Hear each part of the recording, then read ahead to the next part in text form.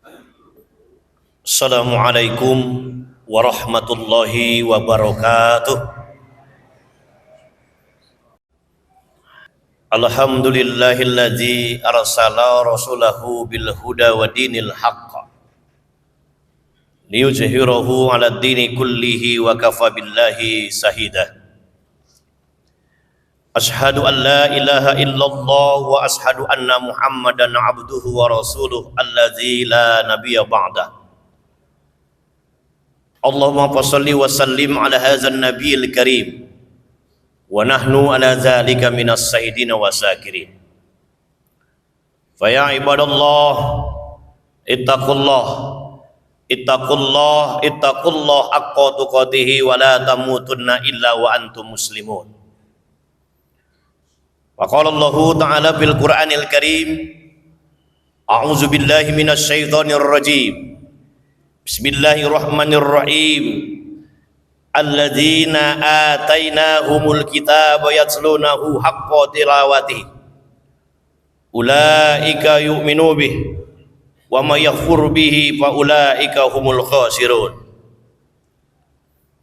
Sumaqala Nabi Muhammadin sallallahu alaihi wasallam fil kitabil hadis, man shoma ramadana imanan wa ihtisaban ghufira lahu ma taqaddama min dzambi walhamdulillahi rabbil alamin.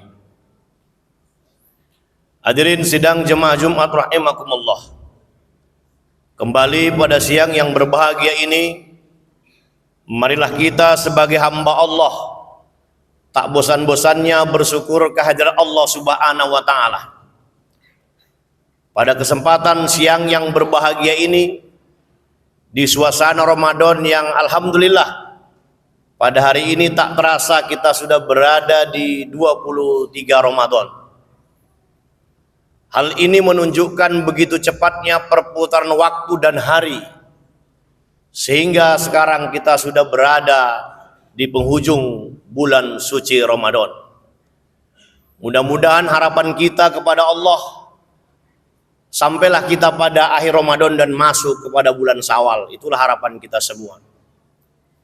Kemudian selawat beriringkan salam juga tak bosan-bosannya kita ucapkan kehadirat Nabi kita Muhammad Rasulullah sallallahu alaihi wasallam.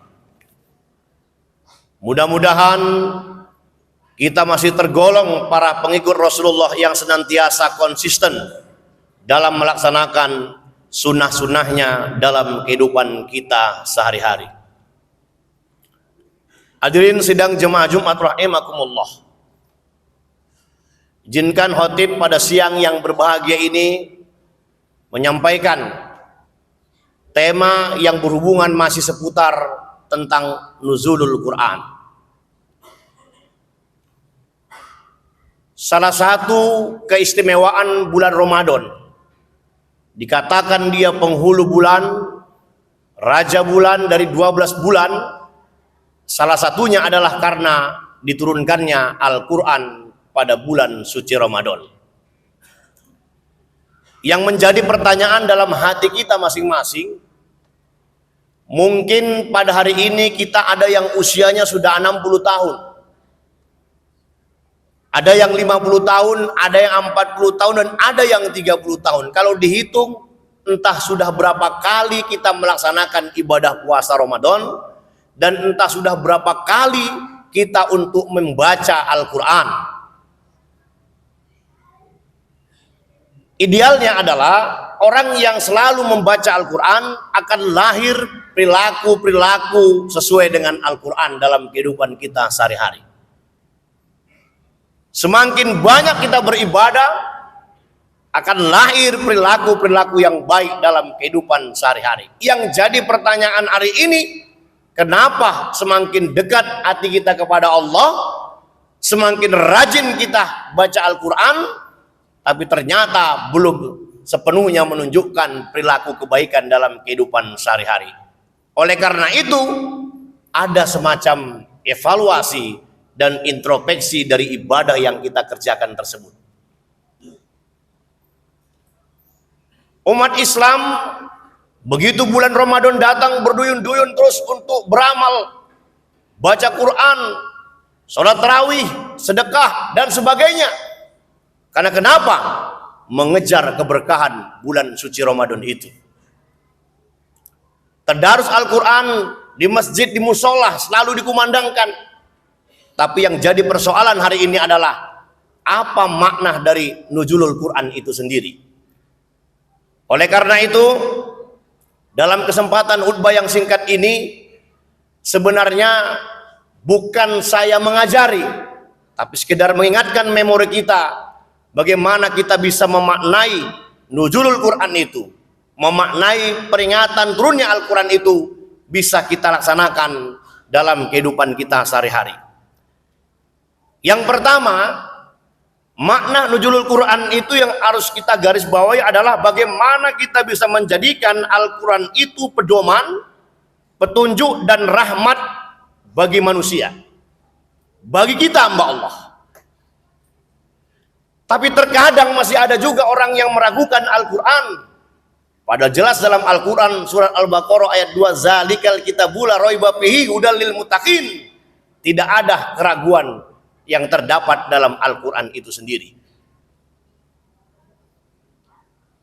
Al-Quran bukan hanya sekedar kita baca, tapi bagaimana kita pahami isi kandungan Al-Quran tersebut. Dalam surat Al-Baqarah yang saya bacakan di awal mukadimah tadi, ayat 121, di dalam ayat itu dikatakan ada yatslunahu haqqa tilawatihi. Pahami Alkitab, pahami Al-Quran itu bagaimana sebenar-benar memahami. Para mufasir, para ahli tafsir mengatakan maksud dari memahami Al-Quran sebenar-benar memahami itu apa? Salah satunya bagaimana kita bisa mengamalkan sepenuhnya isi Al-Quran tersebut. Menghalalkan apa yang dihalalkan Quran dan mengharamkan apa yang diharamkan Al-Quran. Membaca Al-Quran dengan sebaik-baiknya, bukan harus kejar-kejaran tanpa memikirkan bagaimana bacaan itu baik. Itulah makna dari yatslunahu haqqa tilawati. Sebaliknya kita membaca Al-Quran dibalikkan itu. Mengharamkan apa yang diharamkan Quran dibalikkan. Yang haram jadi halal, yang halal jadi haram. Diputar balikkan makna Quran itu. Inilah yang sebenarnya harus kita garis bawahi. Bagaimana nuzulul Quran yang diperingati umat Islam setiap tahun itu akan menjadikan kita Al-Quran itu pedoman, petunjuk dan rahmat bagi manusia. Firman Allah dalam surat Al-Jasiyah ayat 20. Bismillahirrahmanirrahim. Haja basairul linnas wa hudan wa rahmah liqaumi yuqinun. Yang artinya Al-Quran ini adalah pedoman bagi manusia, petunjuk dan rahmat bagi kamu yang meyakini. Bagi orang yang meyakini. Kalau bagi orang yang tak meyakini Al-Quran itu, bagaimana dia menjadikan Al-Quran itu pedoman? Ini yang sebenarnya harus kita garis bawahi agar ibadah yang kita kerjain itu penuh makna buat kita sendiri. Yang kedua, apa makna nuzulul Quran yang harus kita pahamkan dalam kehidupan kita adalah bagaimana menjadikan Al-Quran ini bisa menjadi obat bagi kita. Wa nunazzilu minal Qur'anu ma huwa shifaa. Dan kami turunkan Al-Quran itu sebagai penawar. Al-Quran itu adalah obat, segala macam jenis obat ada dalam Al-Quran. Tapi jangan salah memahami. Al-Quran bukan dipajang. Banyak orang salah artikan. Kalau ingin jualannya laris, kalau ingin rezekinya lancar, banyak-banyak menyimpan Al-Quran katanya. Salah. Al-Quran disimpan di atas tempat jualan, akan larislah jualan itu. Ternyata apa yang terjadi, bukan makin laris jualannya. Karena kenapa? Salah paham. Padahal Al-Quran itu kita baca, kita pahami isinya, kita amalkan, baru bisa menjadi manfaat buat kita. Ada kadang-kadang orang Al-Quran itu ditulis dalam kertas, digulung, kemudian dibakar itu kertas, ditaruhkan ke air teh, diminum bisa jadi obat. Bukan jadi obat, malah kena TBC. Kenapa? Debunya diminum. Logika kita berpikir bagaimana Al-Quran itu menjadi obat. Itu obat yang gimana? Inilah yang sama-sama harus kita pahami, bahwasannya Al-Quran itu bukan hanya kita pegang, kita bawa, kita tenteng kemana-mana, tapi kita baca dan kita pahami makna dan isinya. Kemudian yang ketiga, Al-Quran ini bagaimana dalam nuzulul Quran ini bisa menjadikan pemelihara dan mempertahankan martabat manusia. Dalam surat At-Tin ayat 6, illal ladzina amanu wa amilus solihati falahum ajrun khairum mamnun. Kecuali orang-orang yang beriman dan mengerjakan kebajikan, maka mereka akan mendapat pahala yang tidak ada putus-putusnya. Orang yang beriman, yang mengejarkan kebaikan, akan mengalir terus kebaikan dan tidak ada putus-putusnya, menjadi pemelihara buat diri kita. Itulah kehebatan Al-Quran. Kalau ada kita sebagai umat Islam hari ini yang meragukan tentang kehebatan Al-Quran, maka perlu kita kaji diri kita sebenarnya apa yang terkandung dalam diri kita masing-masing. Hadirin sidang jemaah Jumat rahimakumullah. Oleh karena itu, Imam Al-Ghazali dalam bukunya Manajemen Hati, beliau mengartikan dalam diri kita ini tergolong hati yang mana kita hari ini. Ada kolbun salim, hati yang selamat. Ada kolbun marid, hati yang sakit. Dan ada kolbun mayit, hati yang mati. Kolbun salim, inilah hati yang selamat. Ya ayyatuhan nafsul mutmainnah, hai jiwa yang tenang. Inilah harapan kita semua. Umat Islam, umat beriman meninggal dalam keadaan tenang. Artinya kolbunnya salim, selamat. Kalau kolbun marid mati, ini takkan lagi ada terdetak di pikiran dan hatinya dan perbuatan untuk berbuat baik. Ini orang-orang kafir, tertutup hatinya, mati hatinya. Kemudian ada kolbun marid, hati sakit. Sakit ini kadang-kadang dia sholat, kadang-kadang menyakiti orang. Dia berzakat tapi mau menipu orang. Artinya kondisi hatinya sedang sakit. Kalau kita tanya hati kita, di mana kita sekarang? Di kolbun salimkah? Kolbun maridkah atau kolbun mayit? Tanya hati kita masing-masing. Kalau posisi kita di kolbun marid, hati yang sakit, cepat-cepat harus cari obatnya. Di mana kita cari obat yang hatinya sedang sakit? Ke dokter, ke apotek tidak ada. Tapi salah satu pengobat hati, jiwa yang sakit itu adalah bagaimana kembali kita untuk mendekatkan kepada Al-Quran. Agar hati yang sakit itu bisa menjadi kolbun salim, hati yang selamat. Jadi orang yang dekat dengan Al-Quran, jiwanya tenang, hatinya juga tenang, dan pikirannya tidak kacau. Makanya begitu kita punya masalah berat, ambil Al-Quran, kita baca dan kita pahami makna-makna yang terkandung dalam Al-Quran tersebut. Hadirin sidang jemaah Jumat rahimakumullah. Jadi 3 aspek inilah yang menjadi rujukan dan pedoman kita setiap nuzulul Quran yang kita peringati setiap tahun. Mungkin tak sudah berapa kali kita peringati, yang hari ini kita masih bisa hidup, masih bisa kita melaksanakan ibadah puasa pada tahun ini.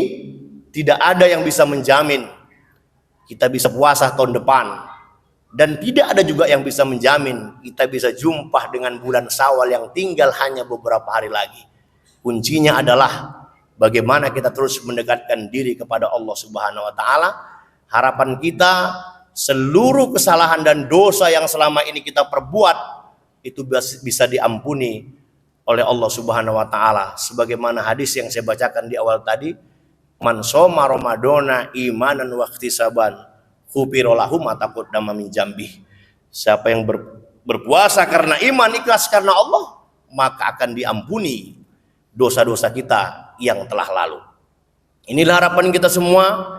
Saya mengajak kepada diri saya pribadi dan kepada jemaah sholat Jumat yang berbahagia untuk senantiasa agar ibadah yang kita kerjakan itu tidak sia-sia. Mulailah kita benahi diri kita masing-masing untuk memperbaiki ibadah-ibadah yang selama ini sudah baik, kita tingkatkan lebih baik, yang kurang baik kita buat supaya lebih baik, agar ibadah itu punya manfaat buat kita dan buat orang lain. Tidak sia-sia.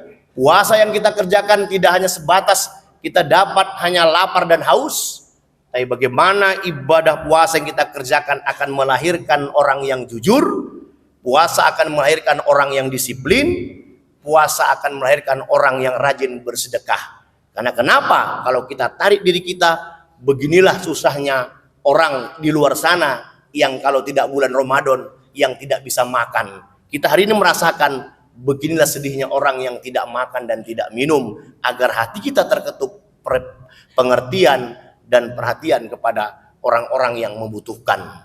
Inilah harapan kita semua. Mudah-mudahan dengan khutbah singkat ini bermanfaat kepada diri saya pribadi dan kepada jemaah sholat Jumat yang berbahagia. Kepada Allah saya mohon ampun dan kepada jemaah saya mohon maaf. Pak Tabiru ya ulil absar.